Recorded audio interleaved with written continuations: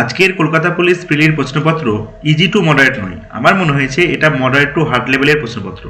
তো প্রশ্নপত্র দেখে আমার মনে হয়েছে যে 41খানা প্রশ্ন ইজি লেভেলের বা বলতে পারো সিওর শর্ট, এবং 40টি প্রশ্ন মনে হয়েছে যে মডারেট লেভেলের, মানে টাইম টেকিং ম্যাথ বা রিজনিং বা কনফিউজিং জিকে এরকম মনে হয়েছে যে 40টি প্রশ্ন মডারেট লেভেলের, এবং 19টি প্রশ্ন আমার মনে হয়েছে যে একটু হার্ড লেভেলের বা অ্যাভয়েড করার মতো প্রশ্ন। ম্যাক্সিমাম ছেলে নেগেটিভ খাবে এই মডারেট লেভেলের প্রশ্নগুলো অ্যান্সার করতে গিয়ে।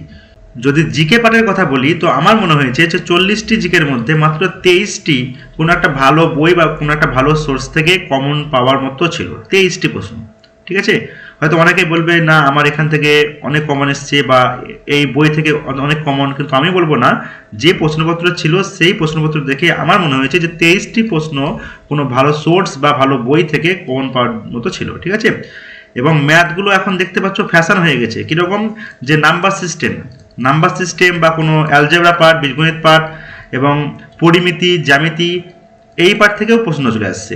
এবারের প্রশ্ন তো দেখতেই পাচ্ছ যে জ্যামিতি থেকেও প্রশ্ন দিয়ে দিয়েছে। জ্যামিতি ডাব্লিউবিতে বা আমাদের কলকাতা পুলিশে খুব কমই আসে, তখন জ্যামিতি থেকেও প্রশ্ন চলে আসছে। তো ম্যাথ সেই হিসাবে তুমি বলতে পারো যে একটু আনএক্সপেক্টেড টাইপের চলে আসছে। এবং রিজনিং এর কথা যদি বলো তো রিজনিং এ কিন্তু বেশ কিছু প্রশ্ন এখন টাইম টেকিং রিজনিং দিয়ে দিচ্ছে, ঠিক আছে।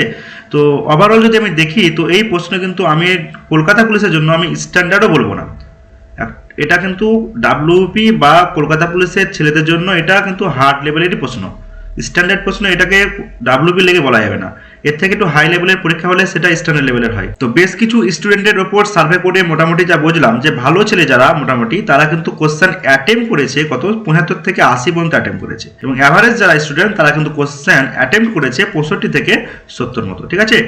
আমার মনে হয়েছে যে 75খানা প্রশ্নের মধ্যে যদি সর্বনিম্ন 8টি নেগেটিভ খায় তাহলে সেক্ষেত্রে তার 10 কমে গিয়ে 65 পর্যন্ত নাম্বার উঠতে পারে। কিছু ছেলে অবশ্যই 65+ নাম্বার অবশ্যই পাবে, এবং তাদের কথাও তুমি বাদ দাও, কারণ তারা অবশ্যই খুবই ভালো ছেলে, এবং তারা শুধু কলকাতা পুলিশ বা ডাব্লিউবি নয়, তারা চাইলে এর থেকে হায়ার লেভেলের পরীক্ষাতেও বসতে পারে, ডাব্লিউবিসিএস এর মতো পরীক্ষাতেও হয়তো তারা পাস করতে পারবে। বুঝতেই পারছো বর্তমান বাজারে কোনো চাকরি নাই, তার জন্য এখন পুলিশ লেভেলের চাকরিতেও সবাই এক্সাম দিচ্ছে। এই কারণে কিছু ছেলে তো অবশ্যই থাকবে যে 65+ অ্যাটেম্প্ট করবে এবং নাম্বারও পাবে।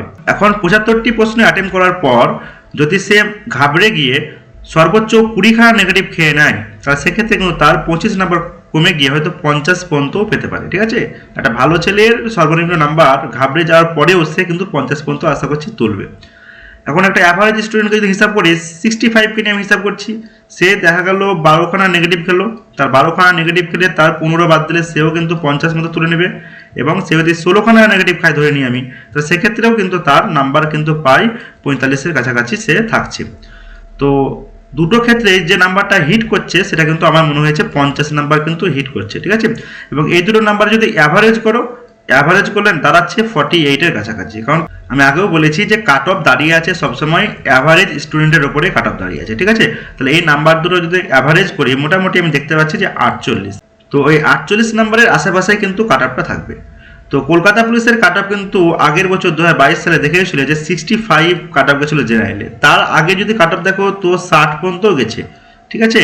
তো এইবার প্রথম আমার মনে হচ্ছে যে এই প্রশ্নপত্র দেখে যে কাট অফ কিন্তু 50-এর নিচেই, মানে 48-এর আশপাশেই কাট অফটা দেখতে পাচ্ছি আমি, বা হতে পারে 45 থেকে 50 এই রেঞ্জে কাট অফটা আমার মনে হয় থাকতে পারে, ঠিক আছে। হতে পারে কিছু 19-20, কিন্তু আমার যেটা অ্যানালাইসিস মনে হয়েছে যে কাট অফটা এই জায়গাতেই থাকতে পারে 48-এর আশপাশে। এবং বেশ কিছু ছেলের সার্ভে করেও দেখেছি যে ম্যাক্সিমাম জনের নাম্বার 50-এর অ্যারাউন্ডেই আছে, 50 অ্যারাউন্ডেই নাম্বারটা আছে। তো 48 বা 50 এই রেঞ্জটাই আমার কাছে পারফেক্ট মনে হয়েছে যে এটাই কাট অফের জন্য ঠিকঠাক জায়গা। তো আমার কাছে মনে হয়েছে যে কনস্টেবল জেনারেলের কাট অফ হতে পারে 48+- 48-এর প্লাস মাইনাস বা হয়তো 50, এই রেঞ্জেই কাট অফটা আশা করছি থাকবে।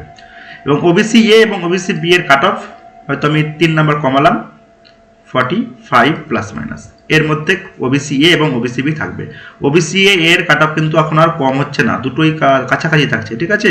কারণ অনেক ওবিসি বি থেকে ওবিসি এ তে এখন ট্রান্সফার হয়েছে, এই কারণে কাট অফ কিন্তু দুটোই প্রায় কাছাকাছিই থাকছে। এবং এসসির কাট অফ যদি বলি তাহলে সেক্ষেত্রে হয়তো আমি বললাম যে 42 মতো কাট অফ আসতে পারে, এবং এসটির কাট অফ আরও একটু কম থাকবে, হতে পারে 36+- কাট অফ থাকবে, ঠিক আছে। যেহেতু লেডি কনস্টেবলের সিট খুবই কম আছে, মাত্র 330টি, এই কারণে লেডি কনস্টেবলের কাট অফ আগের মতো খুবই কম হবে না আমার মনে হয়। হয়তো 40 প্লাস মাইনাসের মধ্যে কাট অফটা থাকবে, ঠিক আছে, জেনারেল। এবং ওবিসি এ এবং ওবিসি বি কাট অফ হয়তো দেখা যাবে 37 প্লাস মাইনাস, এবং এসসি হয়তো 35 প্লাস মাইনাস, এবং এসটি 30 প্লাস মাইনাস, বা এর থেকেও কম হতে পারে, হয়তো 22 বা 25 প্লাস মাইনাসও আসতে পারে।